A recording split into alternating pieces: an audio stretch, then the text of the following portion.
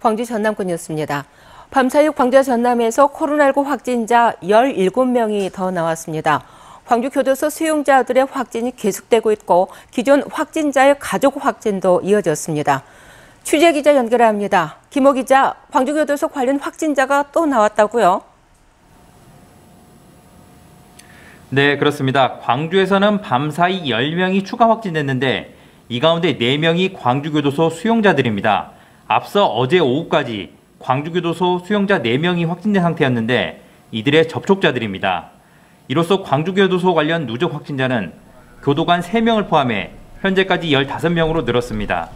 방역당국이 어제부터 교도소에서 재소자 약 2,000명과 직원 약 500명을 대상으로 전수검사를 실시 중인 만큼 확진자는 더 늘어날 가능성도 있습니다. 전남대병원 관련 확진자도 2명 더 나왔는데요. 각각 간호사와 방사선사입니다. 전남대병원 관련 누적 확진자는 모두 57명이 됐습니다. 나머지 확진자 4명은 전남이나 전북 지역 확진자의 접촉자 또는 확진자가 이어지고 있는 광주 진월동 맥주집 관련입니다. 어제 하루 광주 지역 신규 확진자는 14명으로 9일 만에 다시 두 자릿수 확진자를 기록했습니다. 네, 전남에서도 다양한 경로를 통해서 확진자가 나오고 있죠. 네, 그렇습니다. 전남에서도 어젯밤부터 오늘 아침 사이 모두 7명이 확진 판정을 받았습니다. 지역별로는 나주와 순천에서 각각 3명, 목포가 1명입니다. 나주 확진자들은 아직 감염 경로가 불분명한 전남 367번째 확진자의 초등학생 2 자녀와 배우자인데요. 방역당국은 오늘 확진된 자녀들이 다니는 초등학교에서 학생 800여 명과 교직원 등을 상대로 전수검사를 실시할 예정입니다. 목포 확진자는 순천 공사장 관련 확진자의 접촉자인데 어제 하루 이곳 관련 확진자가 3명이나 나오면서 방역당국이 긴장하고 있습니다. 순천의 확진자 가운데 3명 가운데 1명은 기존에 알려진 감염 경로인 광양소재 기업체 관련이고 나머지 2명의 감염 경로는 파악 중입니다. 어제 하루 동안 전남에서는 8명의 확진자가 나왔는데요. 방역당국은 불필요한 외출을 자제하고 마스크 착용 등 방역수칙 준수를 당부했습니다. 지금까지 광주시청에서 KBS 뉴스 김호입니다. 이렇게 확산세가 꺾이지 않으면서 병상 부족 우려가 커지고 있습니다. 방역당국은 지난 9월 임시 중단했던 경증 환자 생활치료센터를 다시 열어 확진자 급증에 대비하고 있습니다. 유철웅 기자의 보도입니다. 광주 전남 지역의 코로나19 누적 확진자가 1,000명에 육박하고 있습니다. 특히 이번 달에만 광주 전남의 코로나19 확진자가 280명을 넘어섰습니다. 확진자가 급증하면서 광주 전남 감염병 전담병원의 병실도 환자들로 빠르게 채워지고 있습니다. 현재 광주 전남 7개 전담 의료기관에 마련된 병상은 391개, 이미 250여 명이 입원해 있어 잔여 병상은 140개에도 미치지 못하고 있습니다. 문제는 이 같은 지역 감염 확산이 좀처럼 수그러들 기미를 보이지 않고 있다는 점입니다. 우리 지역 내 확진자들이 무증상 감염 상태에서 감염된지 모르고 일상생활을 하고 계셔서 코로나가 끊이지 않고 발생하고 있습니다. 확산세가 수그러들지 않자 지난 9월 이후 임시 중단했던 생활치료센터도 다시 문을 열었습니다. 한전 KPS 인재개발원에 마련된 생활치료센터는 84명을 수용할 수 있는 규모입니다.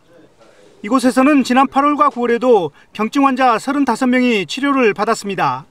그분들이 이제 들어와서 사용하는데 최대한 불편이 없도록 최대한 우리가 이제 시설 지원을 하고요. 또 그분들이 필요한 하여튼 인적 자원이라든가 물적 그 모든 것을 지원을 하고 있습니다.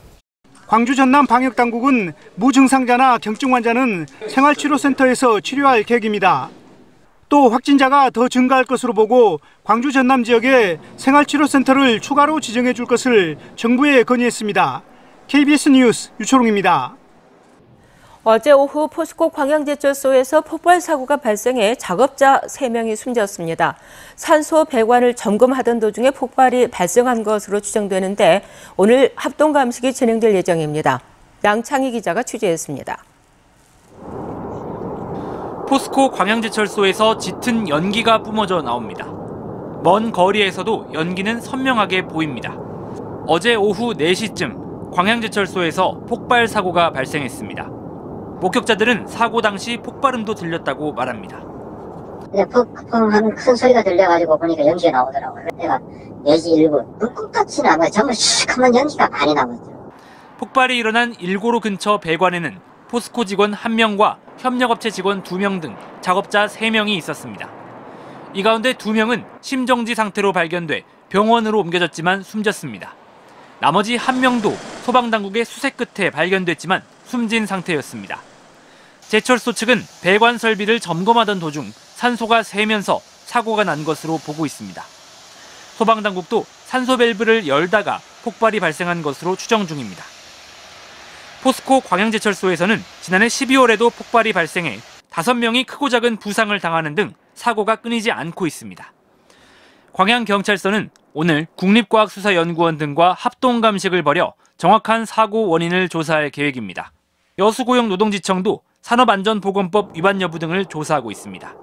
KBS 뉴스 양창입니다. 고 조비오 신부의 명예를 훼손한 혐의를 받는 전두환 씨의 다음 주 선고를 앞두고 천주교 사제들이 합당한 처벌을 받아야 한다고 촉구했습니다. 천주교 광주대교구 정의평화위원회는 고 조비오 신부의 명예훼손은 개인의 문제가 아니라 광주 시민들에 대한 명예훼손이라며 이같이 요구했습니다. 천주교 정평위에 이어 광주 지역 시민단체와 5.18 단체들은 오는 30일 선고를 앞두고 릴레이 기자회견을 이어갈 예정입니다. 더불어민주당 이영사 국회의원은 오는 30일로 예정된 전두환 씨의 사자 명예훼손 재판 1심 선고와 관련해서 전 씨에 대한 단죄와 재판 생중계를 촉구했습니다. 이 의원은 전 씨를 단죄해 역사적 정의를 바로 세우고 아울러 5.18 헬기 사격 여부에 대한 법적 판단이 이루어지는 역사의 장인 만큼 재판도 생중계돼야 한다고 주장했습니다.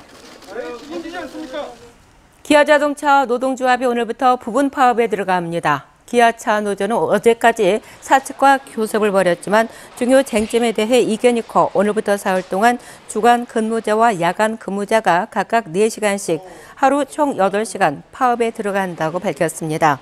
기아차는 사흘 동안 부분 파업에 들어갈 경우 생산량 감소가 3,000대 이를 것으로 전망했습니다. 연일 아침 추위가 이어지고 있습니다. 그래도 평년 기온보다는 조금 높은 수준입니다. 오늘 광주의 아침 최저 기온 3도 기록했고요. 낮 기온 13도로 어제와 비슷하거나 조금 더 높겠습니다.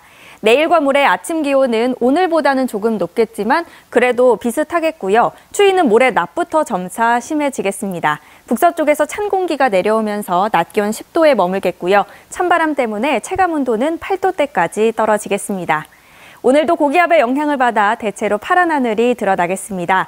미세먼지 농도도 보통 단계로 공기질 무난하겠습니다. 다음은 자세한 지역별 날씨입니다.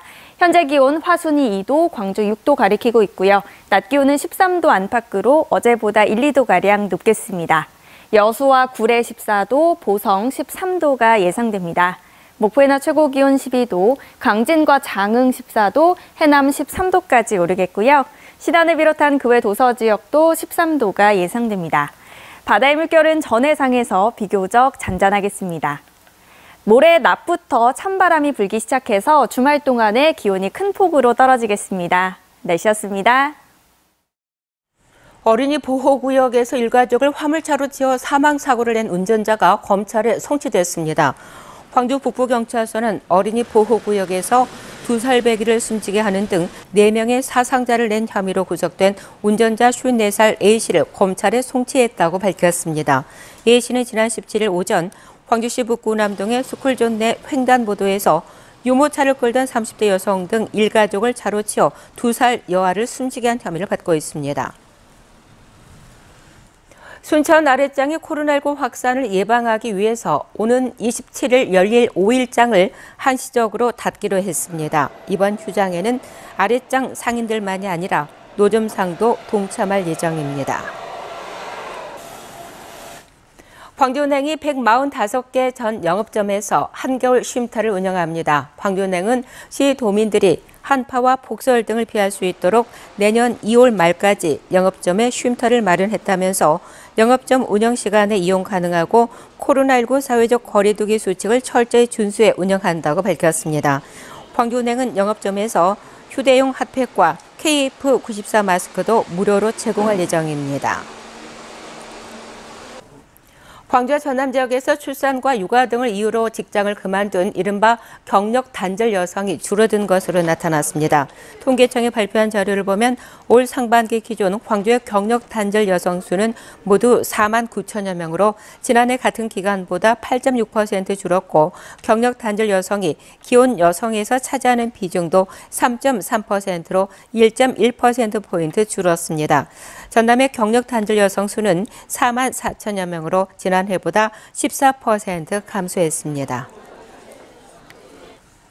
광주시 황산구가 첨단 1, 2동을 북구로 편입하는 광주시의 자치구 경계 조정안에 반대 의견을 냈습니다. 황산구는 자치구 경계 조정의 취지는 인구 불균형을 해소하는 것이라며 첨단 1, 2동을 북구로 편입할 경우 황산구 인구는 7만 2천여 명이 줄고 북구는 5,300여 명이 늘어 인구 편차는 전국 광역시 평균을 초과하게 된다며 합리성 없는 경계 조정안에 반대한다고 밝혔습니다. 또 경계 조정은 광주권 전체를 대상으로 해야 한다고 강조했습니다. 수요일 아침 함께한 KBS 뉴스를 마칩니다. 감사합니다.